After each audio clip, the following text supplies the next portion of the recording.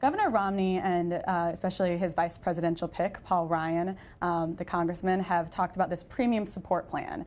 And what would happen under this premium support plan is at some point in the future, instead of having Medicare as we do it now, seniors would get a check from the government with which to buy insurance. Most of those insurance plans would be private insurance plans. They say now they would also have one traditional Medicare choice that the government would run. So you'd have a bunch of private plans, one government plan you could choose from. The government would give you a set amount of money with which to purchase those plans, and that's how you'd have choice, you'd have competition. That's their idea. Buzz.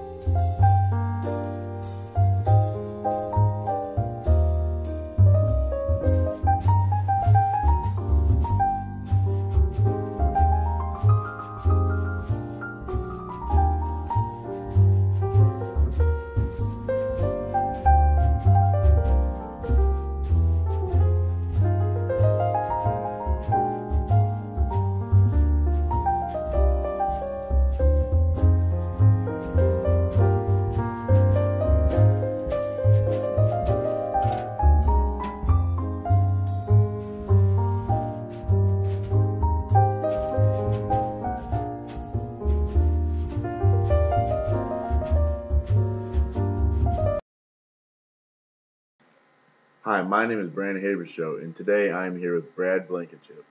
He is the owner and creator of the Senior Health Group, a life insurance company, and today he's going to be talking to us about life insurance. So Brad, first I want to ask you, what is life insurance and what does it do for people? Well, Brandon, what life insurance is, it is actually for the living, not for the dead. Though it's called life insurance, it actually covers somebody when they pass away, and it goes to their family and their kids to cover living expenses. So what life insurance is, it's a way to take care of our loved ones in our family and protect them after we have passed away.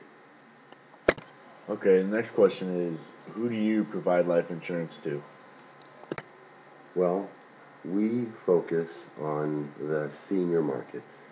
What I mean by the senior market is over the age of 65.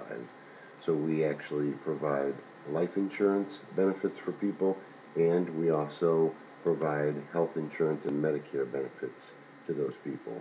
At the age of 65 in the United States is when everyone goes on Medicare, which is government health insurance for seniors.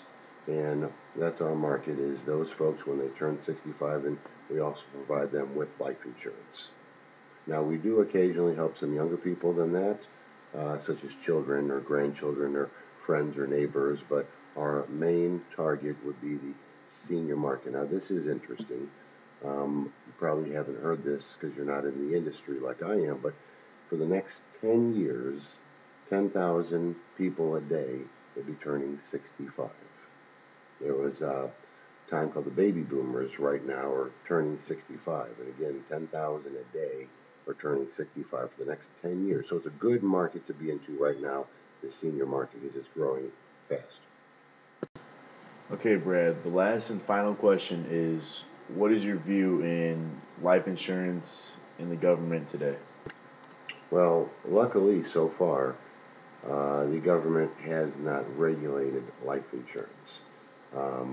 Believe it or not, life insurance is one of the only things that is not taxed. Maybe the only thing that's not taxed. What I mean by that is if somebody passes away and their beneficiary cashes in a life insurance policy, there are no taxes taken from that. Now, if it's a large policy and the people have a lot of money and they have an estate, then you get into other areas of taxing, such as estate taxes and luxury taxes. But just straight life insurance, there is really not much government involvement yet. So that is also one of the reasons that we have chosen to stay in the senior market. So now, if you would be talking about the government and health insurance and health care, that's a whole different avenue there, and then we could talk for hours about that.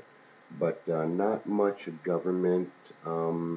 Here's some information for you is that is very interesting, is that actually when somebody passes away, the government does provide a death benefit. Did you know that? It's $255.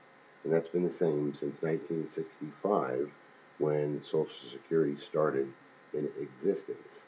Now, we don't know why it hasn't increased at all, but still to this day, when somebody passes away, they get from Social Security a $255 lump sum benefit to the other spouse, and then their Social Security stops. Interesting. But obviously, we know that today that $255 will cover a funeral. Possibly, maybe back in the 60s, that's how much you could bury somebody for, $255, and they just never increased it. We don't know. But that's what I would say to the government's involvement.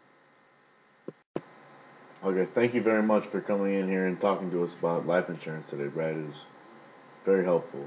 Well, thank you for inviting me, and thanks for the donuts and cookies. Yes, anytime. Just stop by and we'll be glad to interview you again. I'm right down the street. Okay, thank you. Thanks, Brandon.